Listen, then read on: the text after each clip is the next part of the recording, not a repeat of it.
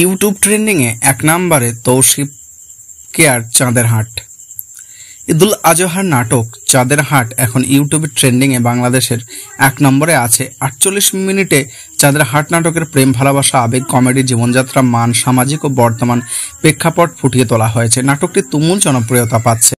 গরুর হাটকে কেন্দ্র করে হাস্যরস, প্রেম ও মানবিকতাকে মিশেলে একটি গল্প বলা হয়েছে চাঁদের হাটে।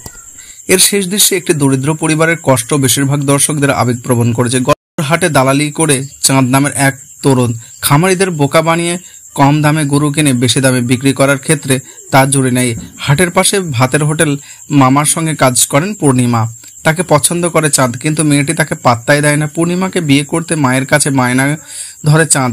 ঘটনাচক্রে জানা যায় যে চাঁদের মা পূর্ণিমার মামা একসময় প্রেমিক প্রেমিকা ছিলেন। এইভাবে এগিয়ে যায় কাহিনী। গত ১৭ জুন ঈদুল আজহারের দিন রাত ৮টা ৩০ মিনিটে সিনেমাওয়ালা চ্যানেলে মুক্তি পায় চাঁদের হাট।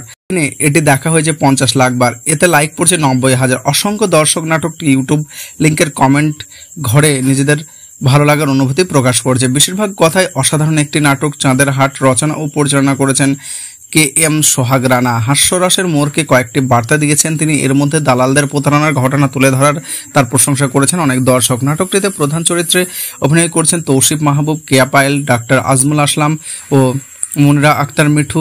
চাঁদ চরিত্রে তৌসিফ মাহবুব ও পূর্ণিমা চরিত্রে অভিনয় করেছেন কেয়া পায়েল।